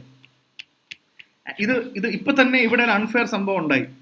കാരണം അൺഫെയർ സംഭവം എന്ന് പറഞ്ഞാൽ Cക്കും Dയുടെയും കപ്പാസിറ്റി വലുതല്ലേ, Aക്കും Bക്കും ക്യാച്ച് ചെയ്യുന്ന ഷിപ്പിനെക്കാട്ടും 10-15 മടങ്ങ് 15x ടൈം ആയിരിക്കും Cന്റെയും Dയുടെ കപ്പാസിറ്റി. കാരണം അവർ വലിയ ഷിപ്പാണ്, ഇത് Aയും Bയും വളരെ ചെറുതാണ്. പോരാത്തതിന് ഈ Cയും Dയും ഏത് രാജ്യത്തുനിന്ന് വരുന്നോ ആ രാജ്യത്തുനിന്ന് പ്ലീസ് അണ്ടർസ്റ്റാൻഡ്, ഇവിടെ നിന്നും ഒരുപാട് പൈസ Cക്കും Dക്കും ഇവർ ഇൻവെസ്റ്റ് ചെയ്യുന്നുണ്ട്, സബ്സിഡി കൊടുക്കുന്നുണ്ട്. ദേ ആർ പമ്പിങ് മണി. ഇവർക്ക് ഫണ്ടും കൂടെ കിട്ടിക്കഴിയുമ്പോൾ ഇവിടെയുള്ള പോപ്പുലേഷൻ, ഇവിടുത്തെ ഫിഷിനെ മുഴുവൻ ഇവരാണ് ഏറ്റവും കൂടുതൽ ക്യാപ്ചർ ചെയ്യുന്നത്. കാരണം അവരുടെ അതിനുള്ള ടെക്നോളജി ഉണ്ട്, അതിനുള്ള വലിപ്പവും അതിനുള്ള കപ്പാസിറ്റിയും ഒക്കെ ഉണ്ട്. സാധാരണ ചെറിയ ഫിഷിംഗ് സംഭവങ്ങളും രാജ്യങ്ങളും ഇവിടെ വരുമ്പോൾ എന്താണെന്ന് വെച്ചാൽ ഇവർക്ക് ഫിഷ് കിട്ടില്ല. So this is an unfair situation. India പറയുന്നുണ്ട് അങ്ങനത്തെ ഈ ഹൈ സീസിൽ ഫിഷ് ചെയ്യുമ്പോൾ ഈ വലിയ രാജ്യങ്ങളും ഇവിടെ ഒരു ഡോമിനൻസ് ഉള്ള സ്ഥലങ്ങളിൽ ഇതിനൊരു റൂള് കൊണ്ടുവരണം. അല്ലാതെ ഇതൊരു അൺഫെയർ കോമ്പറ്റീഷനാണ്. ഇതിന് ഒന്നില്ലെങ്കിൽ ഈ സബ്സിഡി കട്ട് ചെയ്യണം, സബ്സിഡി വേണ്ട, അല്ലെങ്കിൽ സബ്സിഡി പാടില്ല, എന്തെങ്കിലും ഒരു റെഗുലേഷൻ കൊണ്ടുവരണം എന്നാണ് ഇവർ പറയുന്നത് ഫിഷിങ്ങിന്റെ കാര്യത്തിൽ. അല്ലെങ്കിൽ ഓഷ്യൻ റിസോഴ്സസ് ആൾക്കാർക്ക് കിട്ടാണ്ട് പോകും എന്ന് പറയുന്നൊരു വാർത്തയാണ്. നെക്സ്റ്റ് ഇസ് അങ്ങനെ ഫൈനലി TM കൃഷ്ണയ്ക്ക് ഹിന്ദു സംഗീത കലാനിധി MS സുബ്ബലക്ഷ്മി അവാർഡ് കൊടുത്തിരിക്കുകയാണ്. എന്തൊക്കെ പ്രശ്നങ്ങളായിരുന്നു മദ്രാസ് ഹൈക്കോടതി ഇപ്പോൾ MS സുബ്ബലക്ഷ്മിയുടെ പേരിൽ അവാർഡ് കൊടുക്കാൻ പറ്റില്ല എന്നാണ് അവരുടെ ഗ്രാൻഡ് സൺ പറയുന്നത്. കാരണം അതിൽ വളരെ വ്യക്തമായിട്ട് എഴുതിയിട്ടുണ്ട് MS സുബ്ബലക്ഷ്മിയുടെ പേരിൽ മെമ്മോറിയൽ ഒന്നും കൊടുക്കാൻ പാടില്ല എന്നുള്ളത്. അങ്ങനെ MS സുബ്ബലക്ഷ്മി അവാർഡ് വേണ്ടാന്ന് തീരുമാനിച്ചതാണ്. TM കൃഷ്ണയ്ക്ക് കൊടുക്കേണ്ടതെന്നാണ് പറഞ്ഞിരുന്നത്. പക്ഷേ മദ്രാസ് ഹൈക്കോടതിയുടെ ഡിവിഷൻ ബെഞ്ച് കൃത്യമായ നിയമം പറഞ്ഞിരിക്കുകയാണ്, MS സുബ്ബലക്ഷ്മിയുടെ പേരിൽ അവാർഡ് കൊടുത്ത് ഒന്നും സംഭവിക്കാൻ പോകുന്നില്ല എന്നില്ലേ, nothing is going to happen. പിന്നെ ഗ്രാൻഡ് സണോടും ചോദിച്ചു, ഈ TM കൃഷ്ണ ഒരുപാട് ഇഷ്യൂ ഉണ്ടായിരുന്നു, പുള്ളി ബ്രാഹ്മണൻ അല്ലാത്തതുകൊണ്ട് അവാർഡ് കൊടുക്കുന്നില്ല. അപ്പോൾ പറഞ്ഞു ഇപ്രാവശ്യം അവാർഡ് കൊടുത്തപ്പോൾ എന്താ, ഇതിന് എത്ര വർഷം മുന്നേ MS സുബ്ബലക്ഷ്മി അവാർഡ് കൊടുക്കുന്നുണ്ട്, അപ്പോൾ നിങ്ങൾക്ക് പ്രശ്നമില്ലല്ലോ എന്നില്ലേ. ആൻഡ് സുപ്രീം കോടതിയിലും പോയപ്പോൾ സുപ്രീം കോടതിയിലും പറയുന്നുണ്ട്, സുപ്രീം കോടതി ചീഫ് ജസ്റ്റിസ് സഞ്ജീവ് ഖന്ന പറഞ്ഞതാണ് അവാർഡ് കൊടുക്ക്, നോക്കട്ടെ, ഇത് കൊടുത്തിട്ട് എന്തെങ്കിലും പ്രശ്നം അവാർഡിന്റെ പേരിൽ ഉണ്ടാവുകയാണെങ്കിൽ അപ്പം നമുക്ക് നോക്കാമെന്നില്ല. സോ ദാറ്റ് ഇസ് അങ്ങനെ ഫൈനലി കുറേ കാലത്തിന് ശേഷം ഈ അവാർഡ് കൊടുത്തിരിക്കുകയാണ്. അടുത്തത് Ram project in Ayodhya gets British award from British safety council. British safety കൗൺസിൽസിന്റെ അവാർഡ് കിട്ടിയിരിക്കുകയാണ്. So it's like sword of honour ആണ്, ഏറ്റവും വലിയൊരു അവാർഡാണ്. ബ്രിട്ടീഷ് കൗൺസിൽ അവിടെ വളരെ ഓഡിറ്റും അവിടെ അമ്പലത്തിൽ വന്ന് ഒരുപാട് സേഫ്റ്റി അസസ്മെന്റ് ഒക്കെ നടത്തി. സോ 5 സ്റ്റാർ അസസ്മെന്റ് ഉള്ള ഇതിനാണ് മാത്രമേ സ്വാർഡ് ഓഫ് ഓണർ ഒക്കെ കൊടുക്കുകയുള്ളൂ. സോ അത് എങ്ങനെ അമ്പലത്തിനൊരു പ്രൈസ് കിട്ടിയിരിക്കുകയാണ്, ബ്രിട്ടീഷ് സ്വാർഡ് ഓഫ് ഓണർ കിട്ടിയിരിക്കുകയാണ്. പിന്നെ അടുത്ത രാജ്യമാണ് പ്രധാനപ്പെട്ടത് Moldova. So where is this Moldova? നമ്മൾ ഉറപ്പായിട്ടും അറിഞ്ഞിരിക്കണം. Jaishankar thanks Moldova for helping Indians during the Ukraine crisis. ഇതിൽ നമ്മൾ ഏറ്റവും കൂടുതൽ ഓർക്കേണ്ടത് ഓപ്പറേഷൻ ഗംഗ. നമ്മൾ ഓൾറെഡി യുക്രൈൻ വാർ വന്നപ്പോൾ നമ്മൾ ഇന്ത്യൻ സിറ്റിസൻസിനെ പല സ്ഥലത്തുനിന്നും അവിടെ നിന്നും യൂറോപ്പിൽ നിന്നൊക്കെ നമ്മൾ ആൾക്കാരെ റെസ്ക്യൂ ചെയ്തിരുന്നു ഇന്ത്യ. അതായിരുന്നു ഓപ്പറേഷൻ ഗംഗ. ഏകദേശം 20,000 ഇന്ത്യൻ സിറ്റിസൻസിനെയാണ് നമ്മൾ എയർലിഫ്റ്റ് ചെയ്തത്. അപ്പോൾ ഈ ഓപ്പറേഷൻ ഗംഗയെ ഏറ്റവും കൂടുതൽ സഹായിച്ചൊരു രാജ്യം മൾഡോവയാണ്. സോ മൾഡോവയായിട്ട് നമുക്ക് നല്ല റിലേഷൻ വേണമെന്നാണ് ഇന്ത്യ പറയുന്നത്. സോ ഈ ഓപ്പറേഷൻ ഗംഗ ഇത്രയും ആൾക്കാരെ യുക്രൈൻ വാർ വന്ന സമയത്ത് പല സ്ഥലങ്ങളിൽ നിന്നും നമ്മൾ അവരെ കൊണ്ടുവന്നു. ഇപ്പോൾ ഉദാഹരണത്തിന് 20,000 ആൾക്കാരെ കൊണ്ടുവരാന്ന് പറയുമ്പോൾ ദേവർ ആക്ച്വലി ബോട്ട് ഫ്രം ആ റീജിയനിൽ എപ്പോഴും ഇൻസ്റ്റബിലിറ്റി ആയതുകൊണ്ട് പോളണ്ടിൽ നിന്ന് ഇത്രയും ആൾക്കാരെ കൊണ്ടുവന്നു. പോളണ്ട്, അതേപോലെ റൊമേനിയ, സ്ലൊവേനിയ, ഇതൊക്കെ മാപ്പിൽ കണ്ടുപിടിക്കണേ. പോളണ്ട് എവിടെയാണ്, റൊമേനിയ എവിടെയാണ്, സ്ലൊവേനിയ എവിടെയാണ്, മോൾഡോവ എവിടെയാണ്, വെർ ഇസ് മോൾഡോവ, അതേപോലെ ഹംഗറി. ഇത്രയും സ്ഥലത്ത് നിന്നാണ് ഇന്ത്യക്കാരും യുക്രൈൻ അവിടെയൊക്കെയുള്ള എല്ലാവരെയും ഇന്ത്യക്കാർ എയർലിഫ്റ്റ് ചെയ്തത് ഓപ്പറേഷൻ ഗംഗ. സോ ഈ പറഞ്ഞ രാജ്യങ്ങളും ഇതിനെക്കുറിച്ച് നല്ലൊരു ക്ലാരിറ്റി ഉണ്ടാക്കിയെടുക്കണം. മൾഡോവയുടെ ഓൾറെഡി എംബസി ഡൽഹിയിൽ ഉണ്ടായിരുന്നു, പ്രവർത്തിക്കുന്ന പോലെ ഇപ്പോഴാണ് ഈ അടുത്താണ് ഇനോഗ്രേറ്റ് ചെയ്തത് മോൾഡോവൻ എംബസിയിൽ. അപ്പോൾ അതൊരു പ്രധാനപ്പെട്ട കാര്യമാണ്. And this happens to be a very important article. മെയിൻസിന് ചോദിക്കാൻ പറ്റുന്ന ഒരു കാര്യമാണ്. ഇതിന്റെ സ്കീമല്ല. Centre launches Jal Vahak scheme for cargo movement in inland waterway. നമുക്ക് ഓൾറെഡി നിങ്ങൾക്ക് അറിയാലോ, നമുക്ക് ഇൻലൻഡ് വാട്ടർവേ വളരെ ഇമ്പോർട്ടൻ്റ് ആണ്. നമ്മുടെ ഇൻലൻഡ് ആയിട്ടുള്ള നാഷണൽ വാട്ടർവേ ഉണ്ട്. നമ്മുടെ നദികൾ എന്തുകൊണ്ട് നമ്മൾ ട്രാൻസ്പോർട്ടേഷൻ ഉപയോഗിക്കുന്നില്ല എന്ന് പറഞ്ഞൊരു വലിയ സംഭവമുണ്ട്. ഇപ്പോൾ എല്ലാവരും നമ്മൾ ഉപയോഗിക്കുന്നത് എയർലൈൻ, റെയിൽ, റോഡ്, കാർഗോ ആണ് നമ്മൾ ഏറ്റവും കൂടുതൽ ഉപയോഗിക്കുന്നത്.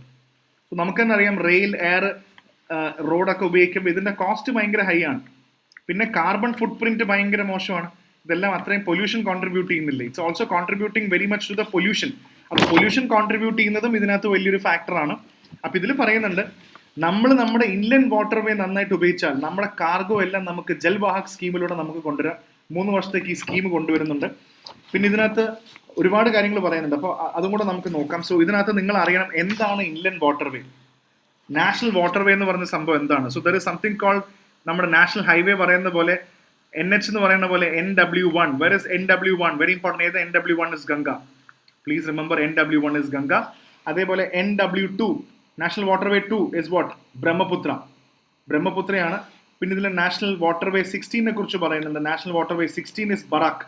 മണിപ്പൂരിൽ നിന്ന് വരുന്ന നദിയാണ് ബറാക്ക് നദി. സോ മണിപ്പൂരിന്റെ ബറാക്ക്, അതേപോലെ മറ്റു സ്ഥലങ്ങളിലേക്ക് പോകുന്നത്. സോ റിമെമ്പർ, നാഷണൽ വാട്ടർവേ എന്താണ്, അതിന്റെ ഈ കണക്ഷൻ മാച്ച് ദ ഫോളോയിങ് ചോദിക്കാം. ബ്രഹ്മപുത്ര, ഗംഗ 1, 2, 3, 4 ഏതാണ് എന്നുള്ള ഫേമസ് നദികളും കൂടി ഇതിനകത്ത് നിങ്ങൾ മനസ്സിലാക്കി വെക്കണം. സോ കൊണ്ടുവന്നത് നല്ലതാണെന്നാണ് പറയുന്നത്. അങ്ങനെ കൊണ്ടുവന്നാൽ ഗംഗ, ബ്രഹ്മപുത്ര, ബറാക്ക്, ഇതാണ് 3 നാഷണൽ വാട്ടർവേ വരുന്നത്. ഇഷ്ടം പോലെ ഓപ്പർച്യൂണിറ്റി ഉണ്ട് കാർഗോ കൊണ്ടുപോകാൻ. ഇത് കാർബൺ ഭയങ്കര ഫുട് പ്രിന്റ് കുറയ്ക്കാനും പറ്റും എന്നാണ് ഇതിൽ പറയുന്നത്. നല്ലൊരു വഴിയാണ്. സോ അതും വരട്ടെ എന്ന് ഇതിൽ പറയുന്നുണ്ട്. And what is Indo Bangladesh protocol route or IBPR? Indo Bangladesh protocol route ഇത് വേറൊന്നുമല്ല. ഇന്ത്യയും ബാംഗ്ലാദേശിനും നല്ലൊരു റിലേഷൻ ഉണ്ട്. അവരുടെ കോമൺ ആയിട്ട് ഷെയർ ചെയ്യുന്ന കുറേ നദികളിൽ എങ്ങനെ ഗുഡ്സ് കൊണ്ടുപോകാന്നുള്ള ഒരു അറേഞ്ച്മെന്റ് ആണ് ഇന്ത്യ ബാംഗ്ലാദേശ് പ്രോട്ടോകോൾ റൂട്ട് എന്നിവിടെ പറയുന്നത്. സോ എന്തായാലും അൾട്രാടെക് സിമെന്റിന് വലിയൊരു കൺഗ്രാജുലേഷൻ പറയുന്നുണ്ട്. കാരണം അവരുടെ NW1 ഗംഗ ത്രൂവിലാണ് ജിപ്സം ട്രാൻസ്പോർട്ട് നടത്തുന്നത്. So it's a good thing. അവർ അതിലൂടെ ഫ്രീ ടു കൊണ്ടുപോകുന്നുണ്ട്. പൊല്യൂഷനോ കാര്യങ്ങളോ വളരെ നദികളിലൂടെ നമുക്കിത് കൊണ്ടുപോകാൻ പറ്റും എന്നാണ് പറയുന്നത്. സോ അത് എന്തുകൊണ്ട് ഉപയോഗിക്കണം, വളരെ കൃത്യമായിട്ട് ഉപയോഗിക്കണം എന്നാണ് പറയുന്നത്, ട്രാൻസ്പോർട്ടും കാർഗോയും. സോ അതാണ് ഇവിടെ പ്രധാനപ്പെട്ട. ഇത് ഓർത്ത് വയ്ക്കുക. ജൽ വാഹക് സ്കീമും കൂടെ ഓർത്ത് വയ്ക്കുക. നാഷണൽ വാട്ടർവേയും കൂടെ അറിഞ്ഞു വയ്ക്കുക. ബിസിനസ് പേജിൽ, എക്കണോമിക്സ് പേജിൽ നിന്ന് ചില ദിവസം ഇങ്ങനത്തെ വാർത്ത വരും. നമുക്ക് ഇതൊരു പേഴ്സണൽ സംഭവമാണ്. ഒരു ക്വസ്റ്റ്യൻസ് ഒക്കെ ചോദിക്കുന്നത്, ഇത്ര രൂപ ഇട്ടാൽ ബാങ്ക് ഡെപ്പോസിറ്റ് ഇടണോ, ബോണ്ട് ഇടണോ എന്നൊക്കെ ചോദിക്കുന്നത്. അങ്ങനത്തെ കുറേ ക്വസ്റ്റ്യൻസ് ആണ് ഇതിൽ വരുന്നത്. So not looking forward for that. Moving on to international relations. IRന്റെ പേജ് നോക്കുമ്പോൾ Israel to close Dublin embassy, extreme anti Israel policies. അയർലൻഡും ഇസ്രയേലും തമ്മിൽ മോശം അവസ്ഥ ഉണ്ടായിരിക്കുകയാണ്. അതാണ് ഇവിടെ വരുന്നത്. Now map study, map check. Where is Rwanda എവിടെയാണ്? Congo, eastern Congo crisis. ഇപ്പോൾ ആഫ്രിക്കയിലെ എല്ലാ രാജ്യങ്ങളിലും സുഡാനിൽ ക്രൈസിസ് ആണ്, സൊമാലിയയിൽ ക്രൈസിസ് ആണ്, കോങ്കോയിൽ ക്രൈസിസ് ഉണ്ട്, എല്ലാ രാജ്യങ്ങളിലും crisis. Where is Rwanda and Congo? മാപ്പിൽ നോക്കുക. ഇന്ന് നമുക്ക് മൊറോക്കോം കൂടെ ഉണ്ട്. ഇതെല്ലാം മാപ്പിൽ നോക്കണം. പിന്നെ ഡിഫമേഷൻ സൂട്ട്, ട്രംപിനെതിരെയുള്ള $15 മില്യൺ ഡിഫമേഷൻ സൂട്ട് സെറ്റ് ചെയ്യുന്നത്. $15 മില്യൺ. Just imagine.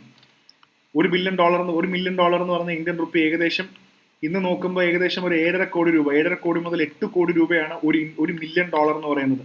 15 എന്ന് പറയുമ്പോൾ 15 × 8 എത്ര കോടി രൂപയാണെന്ന്. ഏകദേശം 100+ ക്രോറാണ് ട്രംപിന് ഡിഫമേഷൻ സൂട്ടിന് അവർ കൊടുത്തിരിക്കുന്നത്. And next is a cyclone in മയോട്ടെ.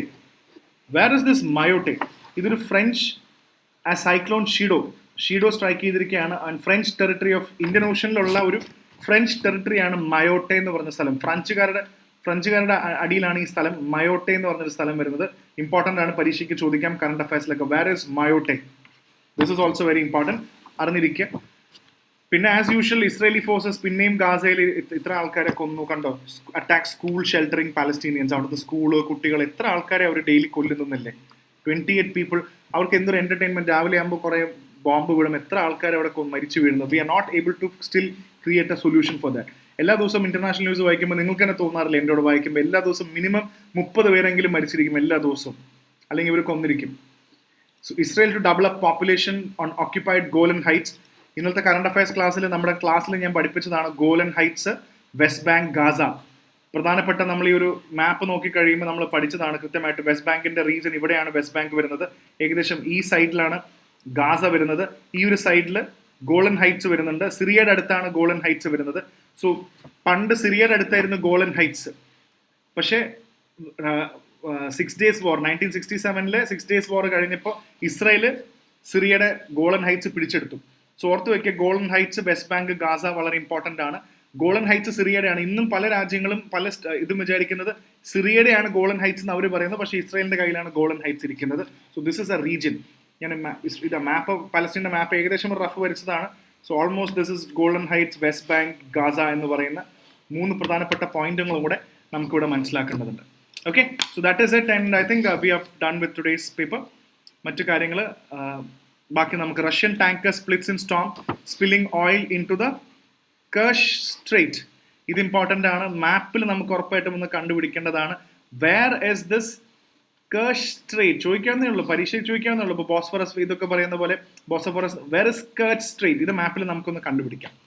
Okay, so that's all. And keep listening to IAS factor. ആൻഡ് ഇനി അടുത്ത സെഷനിൽ നമുക്ക് കാണാം. Okay, thank you so much.